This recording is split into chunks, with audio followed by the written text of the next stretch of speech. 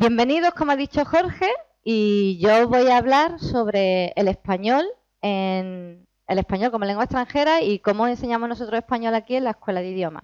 Yo soy Vanessa, yo soy profesora de español, ahora mismo las clases que doy es básico 1 y básico 2, y bueno, soy profesora de español de hace más o menos 17, 18 años, ¿vale? Entonces, para que sepáis un poquito en qué punto de mi carrera de enseñar español estoy ahora mismo. Vamos a empezar primero a ver así de forma general la situación del español en el mundo, ¿vale? Entonces, en el mundo, 470 millones de personas tienen el español como lengua materna. Estos datos provienen del Instituto Cervantes, un informe que hacen anualmente que se llama El español, una lengua viva, ¿vale? Cada año el Instituto Cervantes monitorea cómo está la situación del español en el mundo y publica un informe con cifras y datos. 470 millones de hablantes nativos. Si a esos 470 millones le sumamos las personas que estudian español o que hablan un poco de español, nos vamos a 559 millones. Eso significa que el español es la segunda lengua como lengua materna, pero también es la segunda lengua en el mundo como número de hablantes con competencia lingüística del español. En el año 2050, el primer país hispanohablante del mundo será Estados Unidos. Ahora mismo en Estados Unidos hay unos 41 millones de personas que hablan español. En el 2050 subirá, la proyección es que suba tanto que sea el primer país de lengua hablante. En Internet, el 7,9% de las personas se comunican en español. El 7,9% puede parecer un número pequeñito, es un número pequeñito, pero si hablamos sobre Internet, eso significa que el español es la tercera lengua, ¿vale? Realmente el español ha subido muchísimo en los últimos años. No tengo los datos los podéis encontrar en el informe del Instituto Cervantes, pero ha sido una subida bestial en 5 o 10 años.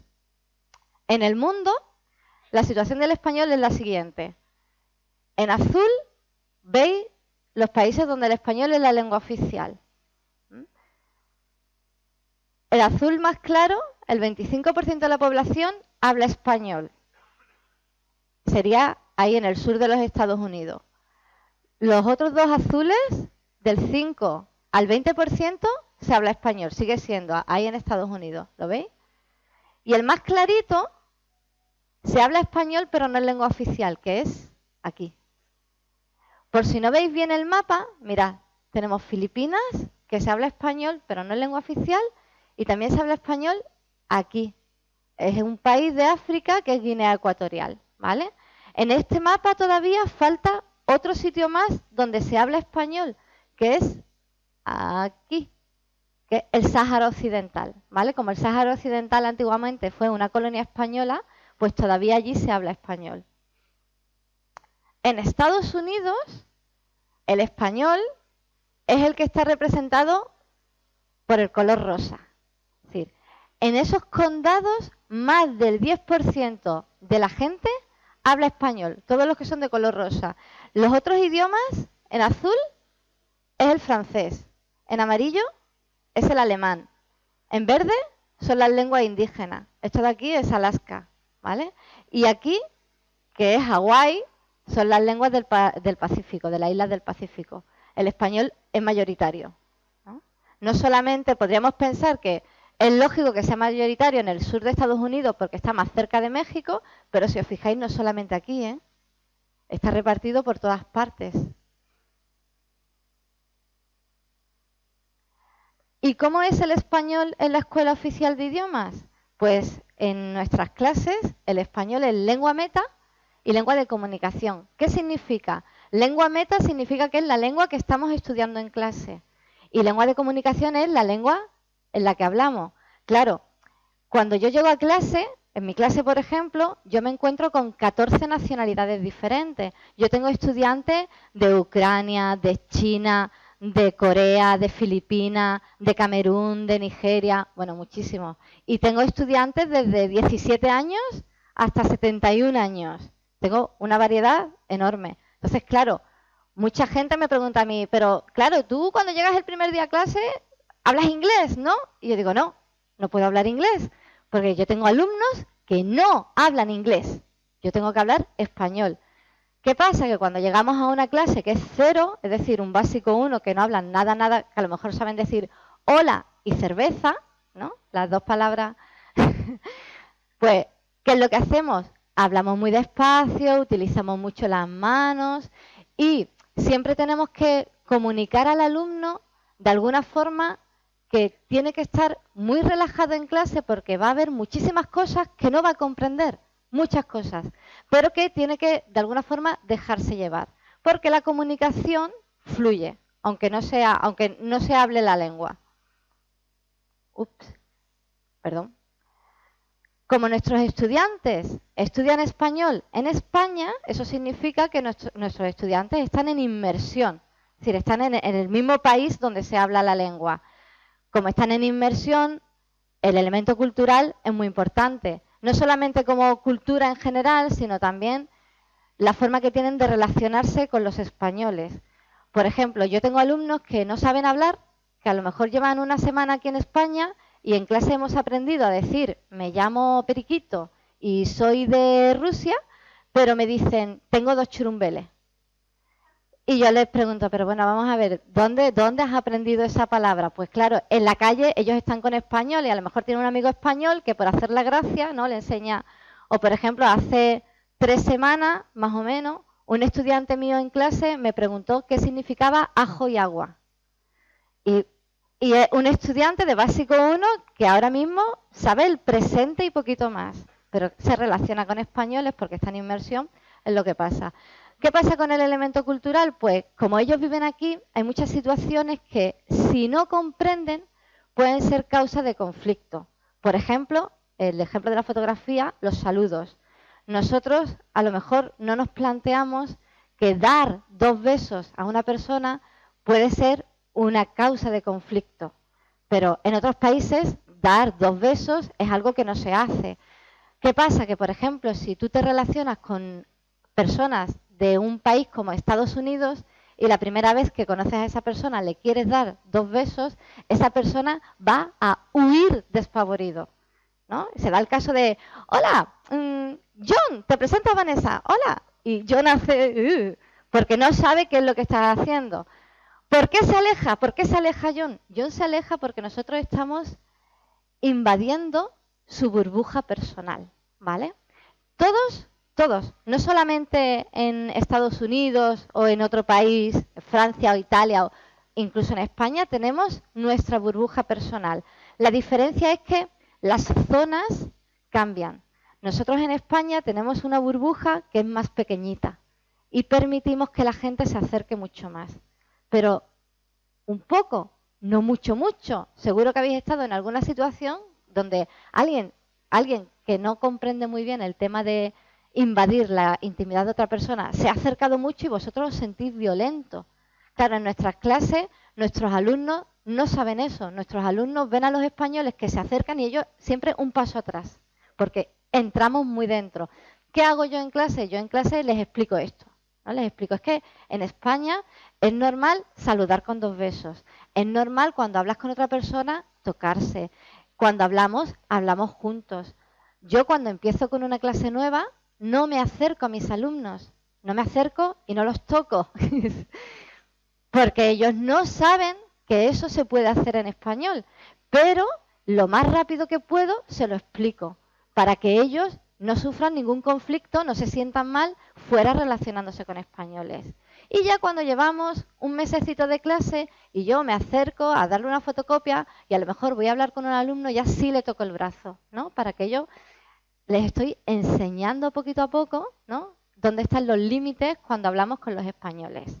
A veces me preguntan, bueno, ¿y si estás en un bar, dónde puedes tocar, no? Y yo les digo, bueno, a ver, si hablas con un chico guapo y te pones la mano en la cintura, pues depende del chico, depende si te gusta, depende si no te gusta. Es muy complicado, ¿vale? Es muy complicado. Otro tema que puede ser un conflicto, que puede causar así como un choque, son los cumplidos, ¿vale? Cuando decimos, ¡ay, qué grande está el niño! Y nosotros le decimos a la mamá, ¡qué grande está el niño! Y la mamá dice, ¡ay, que come mucho! Y la mamá dice, es que come mucho, es que sirve para justificarse, porque no podemos decir, sí, está grande. Un alumno viene con sus zapatos nuevos y yo le digo, ¡oh, qué chulos los zapatos! Y mi alumno dice, sí. Y entonces yo digo, no. Y le explico, no puedes decir que sí. Tú tienes que decir, ¡ay, sí! ¿Te gustan? Ah, me los he comprado muy baratos. Y yo, pues son muy chulos, me gustan mucho. Ah, pues gracias, pues sí, están bien. Y cuando recibimos un cumplido, lo normal en español es quitarle importancia. Eso es algo que tenemos que enseñar a los alumnos, ¿vale? En la misma relación, el ofrecimiento, cuando ofrecemos algo. Mi alumno con sus zapatos nuevos viene a mi casa y yo le digo, ¿quieres un café? Y él me dice, sí, gracias. Y yo me quedo otra vez, pero bueno, no me ha escuchado antes. No puedes decir sí, gracias. Si yo te ofrezco un café, tú primero tienes que decir que no. Y mis alumnos me dicen, ¿pero cómo vas a decir que no? No, tú dices que no. Y los españoles siempre la segunda vez van a repetir el ofrecimiento. No, gracias. Venga, sí, que es una chispa, que no tardo nada. Que no, de verdad, que no tengo ganas. Venga, si no es molestia. Bueno, vale. Entonces, a la tercera vez, mis alumnos siempre dicen, a la tercera. Sí, a la tercera vez tú puedes decir que sí, ¿no? Recuerdo una anécdota de una compañera de trabajo que se fue con 18 años, 17, 18 años, de au pair a Alemania. Y ella era una niña española muy bien educada. Y la primera noche, cuando la familia alemana le preguntó si quería cenar, ella dijo que no. No, gracias. Y se quedó sin cenar. Y la segunda noche, con 17 años, claro, ella no... ¿Quieres cenar? No, gracias. Y se quedó sin cenar. Estuvo una semana sin cenar. Porque ella esperaba, como los españoles, que tú dices, ¿quieres cenar? No, gracias. Venga, sí, te preparo algo. Nosotros siempre ofrecemos 2 veces, 3 veces, que es lo normal. Luego, si no te quieres tomar el café, no te lo tienes que tomar. No es obligatorio tomárselo. Relacionado con la cultura, con esta cultura que es una cultura en C pequeñita, no hablamos de pintores ni nada de eso, están los gestos. Nosotros hacemos muchos gestos cuando hablamos. Y claro, como es nuestra propia lengua, quizá no pensamos en que esos gestos no se utilizan igual en todos los países. Hay muchos gestos que son internacionales. Por ejemplo, el gesto de callarse, todo el mundo lo entiende, ¿no? Así o así, todo el mundo lo entiende. O el gesto de loco en muchos países. En algunos países esto no es loco, es tonto, pero está cerca, ¿no? Pero hay gestos, por ejemplo, como mucho, que es un gesto español, mucha gente, que solamente se hace en España. O me voy, ¿no? Es que tengo el mando, me voy. O, por ejemplo, no tengo dinero, ¿no? Claro, no tengo dinero. Yo siempre explico en clase, este es un gesto que tú puedes hacer así, o así, o así. Yo, por ejemplo, lo hago así, ¿no? Y realmente los gestos en español tienen un sentido. Es decir, siempre tenemos un por qué hacemos estos gestos, ¿no? Y el gesto de, por si no lo sabéis, una curiosidad, ¿vale? Que a mí me la explicó mi padre. Decimos no tenemos dinero porque el gesto viene de la expresión estar a 2 velas. Y esas 2 velas son las velas de los mocos. Significa que no tengo dinero ni para comprarme un pañuelo para sonarme los mocos. Y entonces tienes 2 velas. No tengo dinero. Con el tema de los gestos, yo en clase utilizo un vídeo para explicarle a mis alumnos que aunque ellos hablen muy poquito español, y esto nos sirve para todos, en todos los idiomas, por muy poquito de una lengua que hablemos, siempre hay una forma para comunicarse. Siempre nos podemos comunicar, ¿vale? Yo he vivido 2 años en Polonia, no hablaba polaco y iba a comprar sin ningún problema. Y me comunicaba con la gente y a lo mejor solo entendía una palabra, pero me comunicaba. Este vídeo. Perdón, ¿me puedes dar la...? ¿Qué quiere la...? Sí. Un segundo que estoy con la... Yo... ¿Quiere que mientras repite a...? No, luego tengo que... Venga, ¿me puede poner a mí un...? Un segundo que estoy con la... Ya, pero tengo un poco de... Bueno, pero está este señor antes que quiere la... No se preocupe, que yo tengo... Y te me va para con... Sí, pero cuando me traiga la... Bueno, un segundo que estoy con la... No se preocupe, yo no... Y me la pones de mi... Oye, perdona, ¿puedes bajar un poquito el...? Ya. Que es que me está dando el chorro y me sigue dando... Ya, y de paso nos trae 2... 2 más de...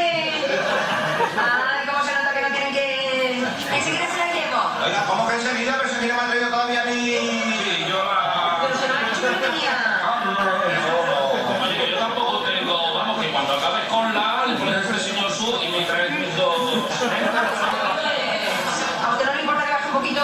Que la chica se está quedando. No, ningún problema, si yo... Pero un momento, es que a usted entre esto y luego lo de que no tiene que bajar a mí, que se le está montando el trabajo y a mí no me llega a mí. Y cuando puedas me preparas a mí la... Sí, pero después de mi... Pero yo tampoco tengo ni...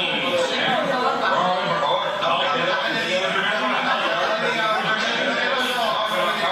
A ver. Lo que sí les pido es un poco de... Cuando yo termine de... Le llevo a usted su... que tiene un poquito de... Y antes le llevo a usted su... que me va a pagar con... Y después bajo un poquito que están ustedes todos... Y luego le llevo a usted sus dos... Porque no tienen... Y tampoco tienen que... ¿No es así? Sí. ¿No ven cómo hablando se entiende la... Aquí entramos en el riesgo de que el alumno te diga, bueno, pues si te puedes comunicar así, ¿para qué voy a aprender la lengua, no? Pero no, necesitamos aprender la lengua para tener un conocimiento, poder comunicarnos y poder comunicar cosas mucho más precisas. Entramos ya, hemos hablado un poco del español en general, hemos hablado del elemento cultural en el español y ahora vamos a hablar de las características del español en sí, ¿vale? Voy a hablar muy general porque no necesitaríamos muchas horas para poder hablar específicamente de todas las características del español. El español es una lengua sintética. Eso significa que el español tiene en sus palabras letras que tienen significado, ¿vale? Estas letras son morfemas. El español es una lengua más sintética, por ejemplo, que el inglés. El inglés, los verbos en inglés son iguales en todas las personas, excepto la tercera persona. En español los verbos todos cambian, ¿no? Y esos cambios, nos dan información sobre el verbo. Entonces, por ejemplo, cuando tenemos una palabra como escuelas, la A significa femenino, estamos en clase, y la S es el plural, ¿vale? En otras lenguas eso no pasa. Ya ves, estoy pensando yo el masculino, el femenino y el neutro del alemán, que no puedes saber cuándo una palabra es si no sabes el artículo. Con los verbos, por ejemplo, la A nos dice que es la primera conjugación, es decir, ar, o que es indicativo también. Aro nos dice el tiempo, que es el indefinido. Y la N nos dice la persona, ellos. Entonces, claro, aprenderse los verbos en español es mucho más complicado que aprenderse los verbos en inglés, pero no tan complicado como aprenderse los verbos en francés, que son mucho más similares que en español. El siguiente problema que surge con los verbos son los irregulares. Es decir, los verbos irregulares, estamos en clase de lengua, recordamos el instituto. Los verbos irregulares son los verbos que cambian la raíz, es decir, un verbo como hablar generalmente es regular, pero un verbo como ser, que es un verbo muy pequeñito, generalmente es irregular. Es decir, cuando decimos ser en pasado, ser cambia a fui, es un cambio radical. Nuestros alumnos, cuando ven los irregulares, pero ¿por qué los irregulares en español? Ahora os voy a explicar un poquito por qué los irregulares en español. Yo a mis alumnos les aconsejo que encuentren la forma de aprender los verbos. Eso es algo muy personal, ¿vale? Hay gente que les sirve memorizar de estudiar con codos. Por ejemplo, para mí cuando estudiaba francés me servía escribirlo. Yo memorizaba muy bien los verbos escribiendo. Pero ahora, por ejemplo, me gusta conectar. Y lo que hago es relacionar un verbo con otro para recordar cómo son las formas. No solamente en español, sino en otros idiomas que estudio, ¿no? Yo lo que hago es relacionar, pues este verbo se parece a este verbo. Entonces cada persona tiene que encontrar su propio sistema. Si no, encontramos que nuestros estudiantes dicen cosas como, ¿ha volvido ya mi mamá? Como dice mi sobrino de 3 años, ¿no? Entonces nosotros estamos aprendiendo español y aprendemos como los niños. Y cuando nos aparece un verbo irregular, lo que hacemos es decirlo de forma regular. Y ya le enseñamos, no, volver es irregular, ha vuelto. Y entonces los estudiantes preguntan, ¿pero por qué irregular? ¿Por qué irregular? Todo irregular, Vanessa, todo irregular. Y yo le digo, a ver, hay un por qué es irregular, siempre hay un por qué. Pero explicarlo en clase no es rentable. Es decir, la explicación es tan difícil que no nos sirve de nada, no nos sirve para aprender. Pero de todas formas, yo tengo algunos alumnos que son muy insistentes y siguen preguntando ¿por qué, por qué, por qué? Y a mí me gusta responder a mis alumnos y les pongo el siguiente ejemplo. Nosotros en español tenemos con él, con nosotros, para explicar las irregularidades, ¿vale? Y además tenemos conmigo y contigo. Conmigo y contigo es irregular. ¿Por qué no se dice conmí? Que sería lo lógico. No, se dice conmigo. Y entonces yo les explico a mis alumnos. En latín, conmigo se decía mecum. Me significa mí y cum significa con. Pasó el tiempo y a la gente se le olvidó, como el cum estaba detrás, se le olvidó que ese cum significaba con. Entonces, ¿qué hizo la gente? Puso un con delante. Cum mecum. Y de ese cum mecum tenemos nosotros en español, conmigo. ¿Vale?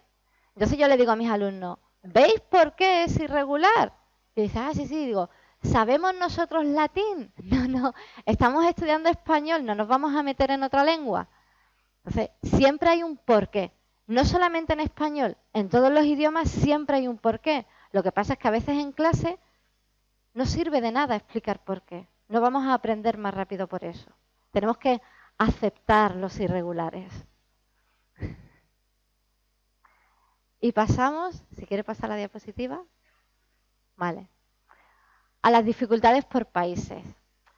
Aparte de que en español sea una lengua más o menos sintética y de que tengamos todos esos verbos irregulares, depende de la lengua materna del alumno, tendrá dificultad por una cosa o por otra, ¿no? Yo he puesto aquí solamente un ejemplo para que vosotros veáis. Y los alumnos que vienen de países del este, que tienen lenguas eslavas como lengua materna, suelen tener problemas con los artículos. ¿Por qué? Porque en su lengua los artículos no existen. Entonces, como no existen, no saben cómo utilizarlos. A veces tenemos alumnos que no usan ninguno o que ponen demasiados. Siempre una de las dos, ¿no? Y te puedes encontrar alumnos con muy buen nivel de español, pero que todavía en esa cosa tan básica tienen fallos por eso, porque en su idioma no existe.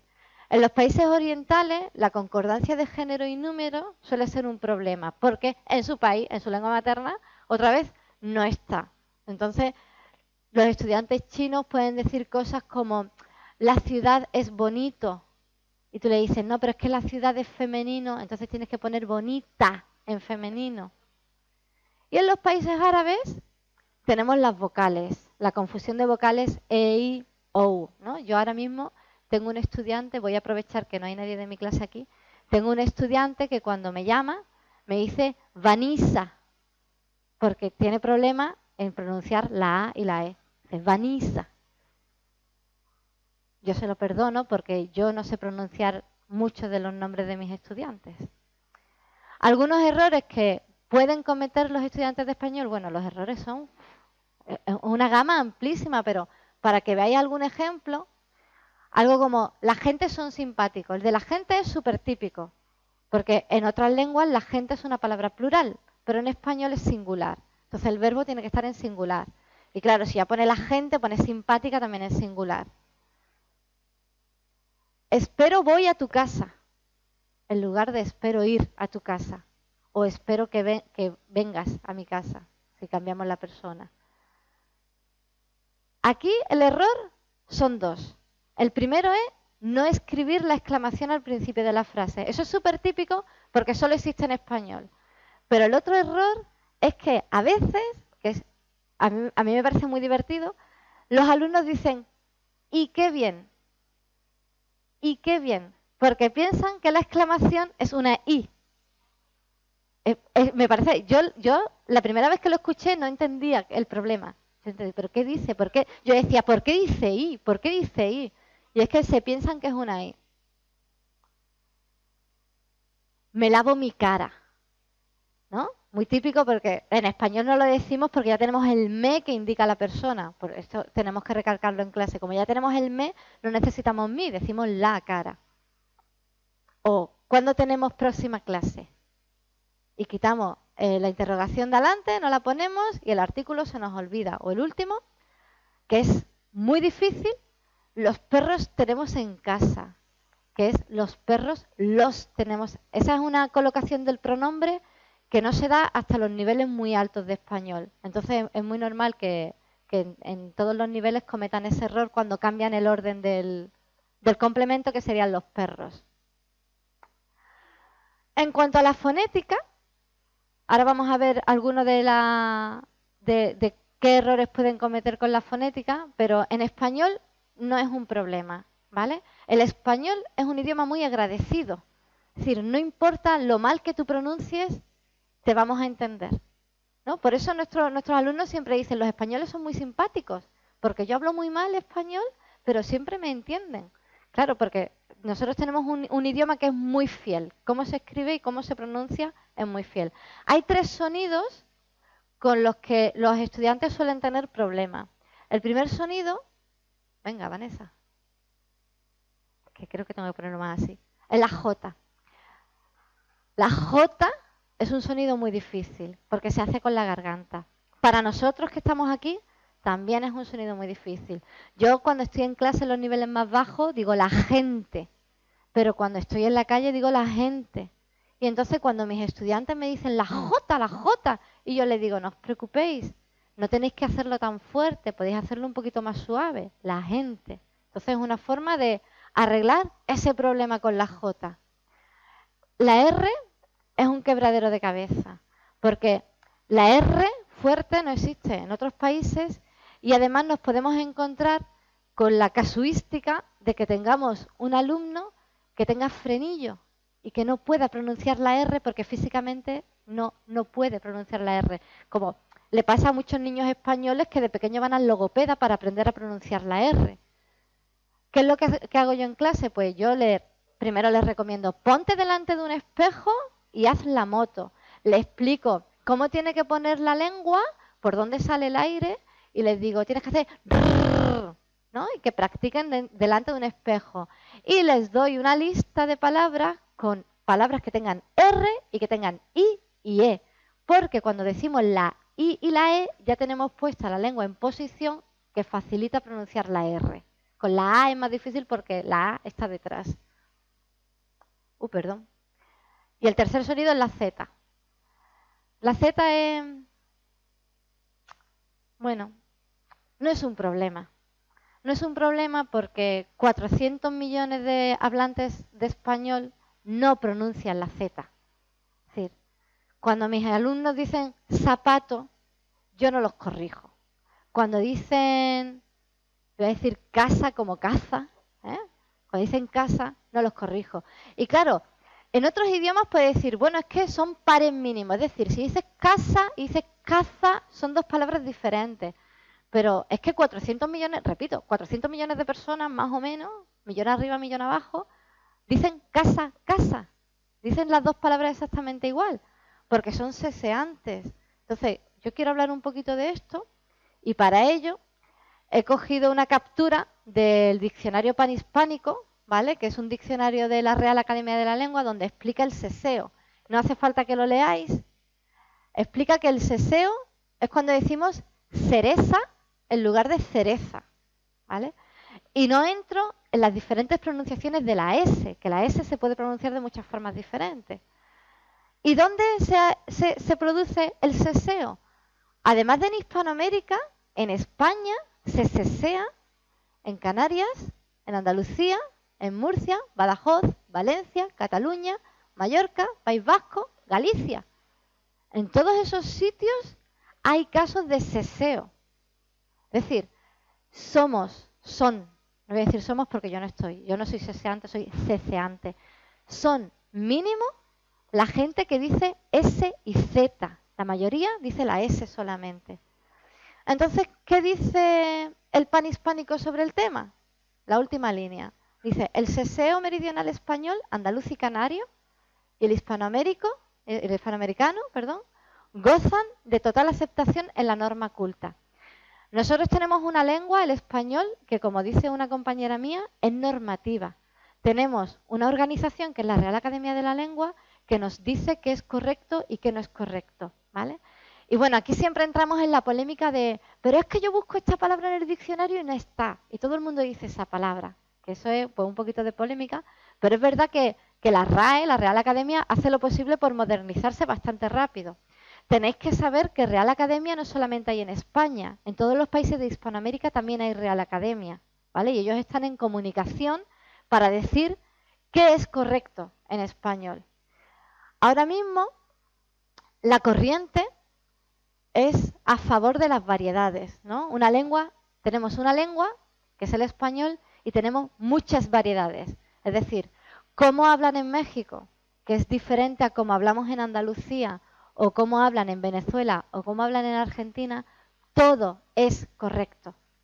Cuando a veces tenemos en clase estudiantes que vienen con una idea, con un prejuicio, que es que a mí me han dicho que donde hablan bien español es en Madrid. O a mí me han dicho que el mejor español es el español de Valladolid. Bueno, no hay mejor español. La Real Academia dice que no hay mejor español, que todos son buenos. Cada uno tiene sus características. Hay variedades que son más correctas gramaticalmente que otras.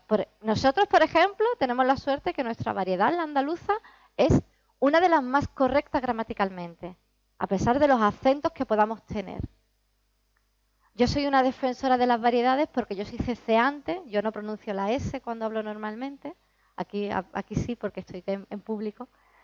Y claro, lo mío es una minoría de gente son ceceantes y solamente aquí en Andalucía. Entonces para mí es muy importante cómo yo hablo. En clase, evidentemente, neutralizo, utilizo S y utilizo Z, si no, pobres de mis estudiantes. Y ahora entramos ya en la última parte de la conferencia, que son las dificultades así en grande del español, ¿no? Están ordenadas a partir de dónde aparecen en clase, ¿vale? Es decir, desde los niveles más bajos hasta los niveles más altos. Lo primero que aprende el alumno, que es más difícil, y lo último que aprende. ¿Por qué estos temas de los que vamos a hablar ahora son más difíciles? Y he elegido solamente 4, podría haber elegido muchos más. Porque generalmente el alumno en su idioma materno no tiene esta característica. Es decir, son características que hacen único al español y por eso suelen ser causa de conflicto o causa de dificultad en la clase, ¿no? El primero que tenemos es la diferencia entre usted, tú y vos. Nosotros sabemos, ningún problema. Usted, ustedes es formal. Ahí no pasa nada. Y vosotros diréis, ¿cuál es el problema? Dices usted y el informal es tú. Ron. El informal es usted, ustedes, tú, vos y vosotros. Y aquí es donde está el problema. Que es que usted y ustedes puede ser formal y puede ser informal. Ahora al final os explicaré un poco cómo funciona aquí donde estamos ahora mismo en Andalucía, ¿vale? Pero vamos a verlo cómo es en el mundo hispano. Entonces, primero vos y tú. En azul, el azul oscuro, que es aquí, se utiliza, y el otro azul, que lo voy a poner ya porque son los dos más o menos iguales, se utiliza vos de forma general, ¿vale? En estos países de aquí.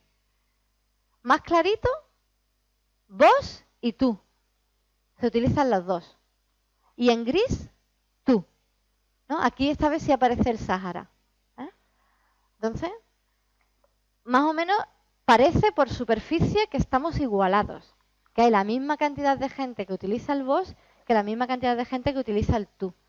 Cuando metemos usted, mirad, Centroamérica y el norte de Sudamérica utiliza tú y ustedes.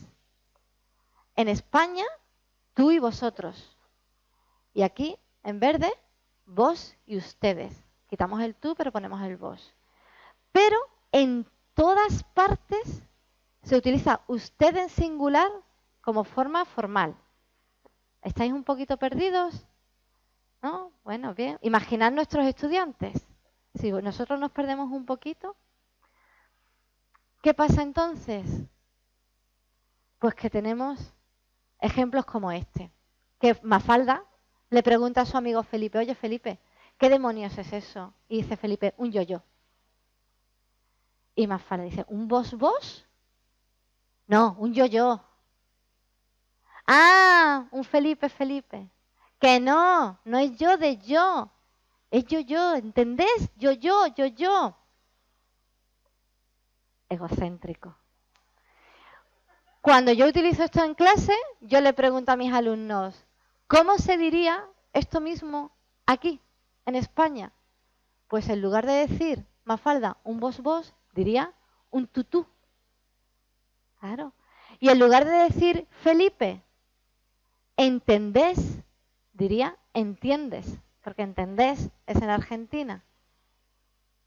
Graciosa Mafalda. Y a todo esto le sumamos cómo utilizamos ustedes, nosotros, aquí. Nuestros estudiantes están estudiando aquí en Málaga, entonces es importante que sepan cómo hablamos nosotros aquí, porque es con la gente con la que se va a comunicar. Y nosotros tenemos algo que es muy característico, que es que utilizamos ustedes, pero en lugar de decir ustedes van, decimos ustedes vais. Ponemos el verbo como vosotros, ¿no? Es muy familiar, pero en la zona rayada es toda la zona de Andalucía donde se da ese fenómeno. Ustedes sabéis. Ese es el primer tema, usted y tú. El siguiente tema que el alumno aprende en clase, que es súper básico, es la diferencia entre ser y estar. Ser y estar pasa exactamente lo mismo. En la mayoría de las lenguas no existe, en español tenemos dos verbos. Entonces, claro, a veces es confuso. ¿Cómo de confuso puede ser y estar? Os pongo un ejemplo con dos palabras, bueno y malo. ¿Qué pasa cuando decimos ser y estar con bueno y malo? Que tenemos que la fruta es buena y el chocolate está bueno. Y ese niño es bueno, pero aquel otro está bueno. Y si ponemos malo, fumar es malo. No te comas la manzana que está mala. Ese niño es malo. Y yo estoy mala, me duele la garganta. Entonces, son dos palabras con ser y estar y tenemos múltiples significados. ¿Cómo lo aprendemos en clase? Nosotros lo aprendemos por significado, ¿vale? Y le decimos al alumno cosas como, cuando decimos las gafas están encima del libro, utilizamos están porque estamos hablando de localización. Entonces tenemos que utilizar ese verbo. Pero si decimos ella es policía, utilizamos el verbo ser porque estamos identificando a una persona. En este caso la estamos identificando por su trabajo, ¿no? Ella es policía. Bien, vale. Pero ¿cómo se dice? ¿Soy tranquila o estoy tranquila? Y ahora, claro. Y ahora tú le dices al alumno, los dos. ¿Pero qué es diferente, Vanessa? Y entonces tú le tienes que explicar. Como aquí, con Pepito. Que Pepito es feliz significa que yo estoy identificando a Pepito dentro del grupo de las personas que son felices. Identifico a Pepito con esas personas. Estoy diciendo una característica inherente de Pepito. Que Pepito está feliz significa que ha pasado algo que ha cambiado el sentimiento de Pepito, de Felipe. Y ahora Pepito se siente feliz. Ha habido un cambio. Nosotros solamente tenemos que pensar, claro, es que nosotros, como es nuestra propia lengua, para los que sean su propia lengua, esto no lo pensamos, nosotros solamente lo decimos. Pero, ¿cuántas veces alguien te dice, ay, qué guapa estás? Y tú le dices, no estoy, soy. Porque no es lo mismo ser que estar. Claro. Luego tenemos el grupo de adjetivos que cambian el significado dependiendo de si van con ser o van con estar. Y no es lo mismo decir es verde que está verde. O es atento que está atento. Es cerrado, está cerrado. No le doy mucha vuelta. Hay una lista de palabras para eso. Esto con ser y estar es muchísimo más complicado. Nosotros empezamos a estudiar ser y estar en el primer curso. Estamos semanas estudiando solamente ser y estar. En el siguiente curso, en segundo, estudiamos ser y estar. En tercero, estudiamos ser y estar. En cuarto, estudiamos ser y estar todos los cursos. Porque es clave en el español. El siguiente paso clave en el español son los pasados, ¿no? Y ahora vamos a hacer un poco de clase de lengua, como si estuviéramos en el instituto otra vez, o en el colegio.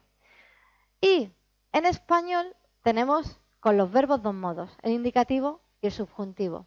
En indicativo tenemos todo esto. El perfecto, bueno, no lo voy a leer, lo veis vosotros. Tenemos 1, 2, 3, 4, 5 tiempos de pasado. En subjuntivo tenemos 3.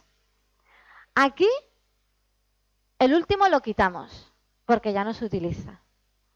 Y los que dan realmente problemas son 2, el indefinido y el imperfecto, ¿vale? Porque son 2 tiempos que suceden más o menos en el mismo momento, pero que tienen significados diferentes. Igual que hemos hecho antes con serie estar, explicamos los tiempos de pasado con el significado. ¿Qué significa? ¿Vale? ¿Qué significa? Y le damos un poquito más de ayuda, ¿no? Y por ejemplo decimos que el pretérito indefinido, no necesitáis saberlo, yo os pongo un ejemplo, que es hablé, fui, se utiliza cuando expresamos una acción puntual, terminada o única, ¿no? Y ayudamos más a nuestros alumnos. Por ejemplo, estuve en el hospital cuando me rompí la pierna. Pero tenemos un grupo de palabras que facilitan el uso del indefinido, que son los marcadores temporales. Cuando tenemos ayer, la semana pasada, el otro día, generalmente usamos pretérito indefinido. Y la clave está en generalmente, porque no siempre. El imperfecto, hablaba, tenía. ¿Cuándo se utiliza? Cuando es una acción habitual, durativa o es una descripción en pasado. Por ejemplo, cuando era pequeña siempre madrugaba. Y los marcadores del imperfecto generalmente son antes, nunca, normalmente, etc. ¿Por qué digo generalmente? Porque estamos explicando los pasados en clase y ahora de pronto tienes un ejercicio que dice, ayer hacía frío. Y ya viene tu estudiante súper rápido y dice, pero Vanessa, ayer hizo, no hacía, ayer hizo. No, no, no. A ver, yo siempre digo, yo parezco un abogado cuando estoy en clase. ¿Yo qué he dicho? Generalmente, no siempre. Y entonces le tenemos que explicar cuál es la diferencia entre ayer hacía y ayer hizo. Y yo utilizo esto para explicar esa diferencia, ¿no? Es un cuadro de Van Gogh que se llama Trigal con cuervo. Sí. Y entonces yo le digo a mi clase, a ver, imaginad que vamos a contar la historia en pasado de este cuadro. Lo que hay en el cuadro es una descripción. Lo que hay en el cuadro es imperfecto. Era de noche, el trigal era amarillo, los cuervos volaban, las estrellas brillaban en el cielo, había un camino de tierra. Todo eso imperfecto porque ahí no ha habido movimiento, no ha habido nada. La descripción. Pero vamos a imaginar que en el cuadro hay acción, pasa algo. Y entonces lo que pasa es indefinido. Y decimos, apareció un coche, hizo mucho ruido, los cuervos huyeron atemorizados, el coche se paró, se bajó una mujer, tiró el móvil. Se está convirtiendo en un culebrón, ¿no? Y este es un ejemplo de cómo contar una historia en pasado, ¿no? Yo siempre insisto mucho en lo que no se mueve, lo que está ahí. Si tú te lo puedes imaginar ahí, es imperfecto. Si hay acción, es indefinido. Esto con los pasados. Los pasados también tienen muchísimas más cosas detrás. Yo estoy dando una visión muy superficial del tema, ¿vale? Podríamos hacer una conferencia de 1 hora solamente de los pasados, solamente de serie estar. Yo me paso horas en clase hablando del tema. Y el último aspecto del español que causa muchos problemas es el subjuntivo, ¿vale? Y vosotros ahora me diréis, ¿pero qué es el subjuntivo? ¿Eso qué era? Yo no me acuerdo. Subjuntivo es cuando, por ejemplo, decimos un verbo después de qué, ¿vale? Como para saber nosotros así rápidamente qué es subjuntivo. Por ejemplo, que venga, que dijera, que sepa, ¿vale? Esos 3 verbos están en subjuntivo. Otra vez, voy a repetirlo. Esto es más difícil porque en otros idiomas normalmente no hay subjuntivo.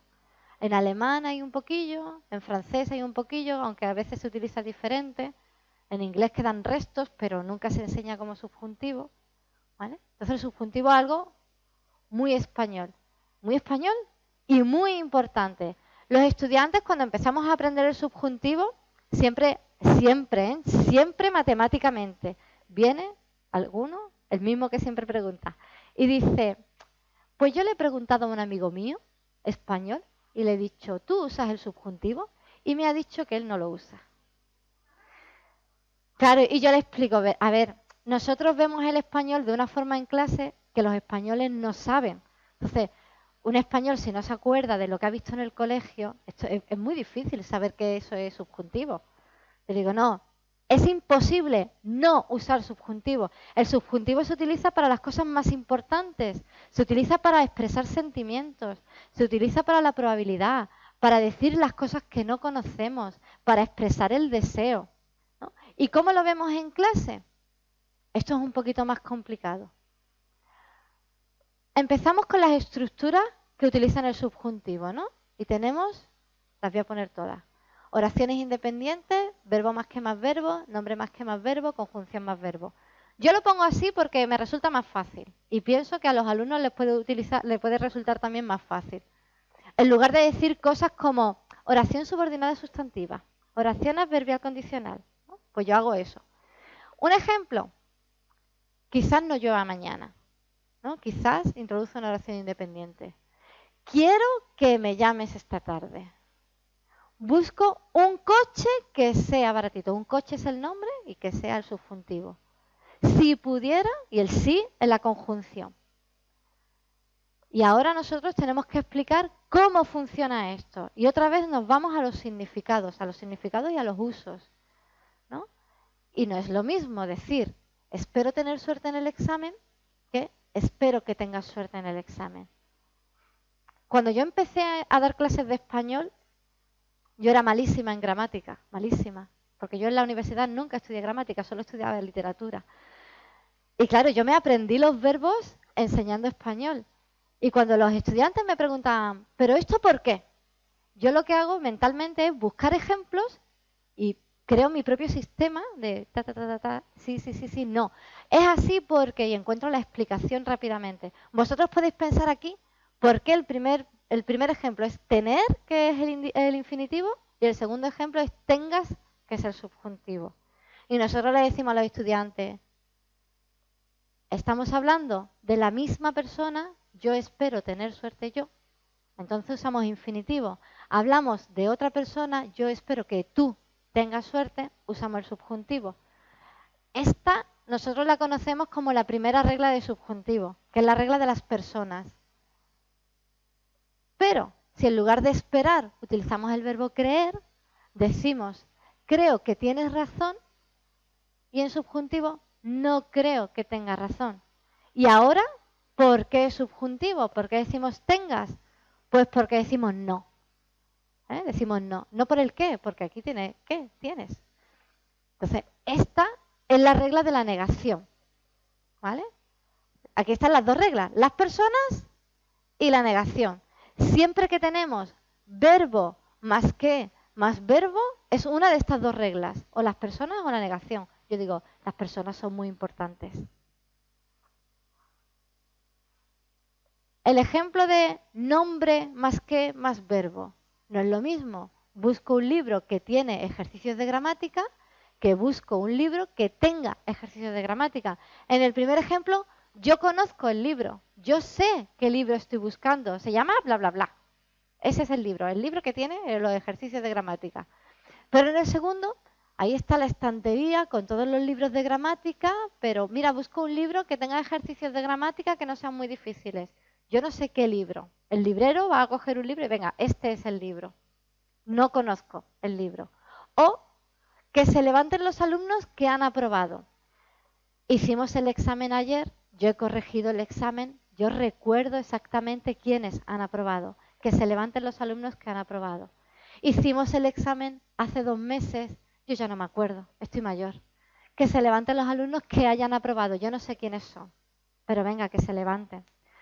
Claro, tened en cuenta una cosa, cuando el alumno empieza a aprender esto, para él no hay diferencia entre han aprobado y hayan aprobado. Es que no la hay, ¿vale? Las palabras son diferentes, pero... Entonces nosotros tenemos que... No, es que el significado es diferente. Cuando tú le dices a un español que tiene ejercicios, el español entiende, conoce el libro. Cuando tú le dices a un español que tenga ejercicios, el español entiende que tú no conoces el libro. Entonces, eso es lo importante.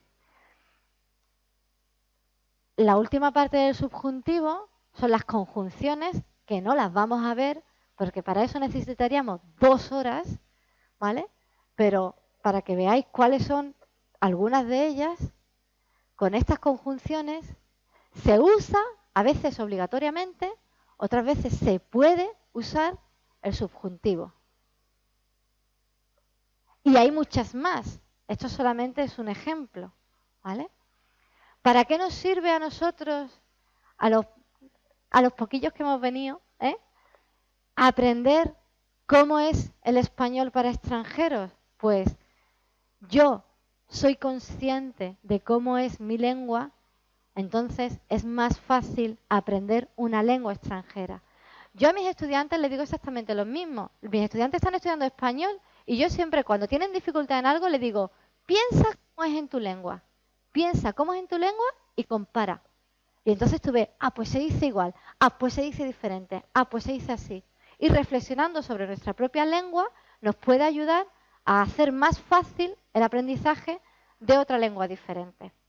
Yo os digo que yo, experiencia personal, yo cuando he estudiado otra lengua, la gramática para mí era súper fácil, porque controlo muchísimo la gramática en español. Entonces, para mí es muy rápido ver, eso es así, eso funciona como esto, eso funciona como en francés, eso funciona.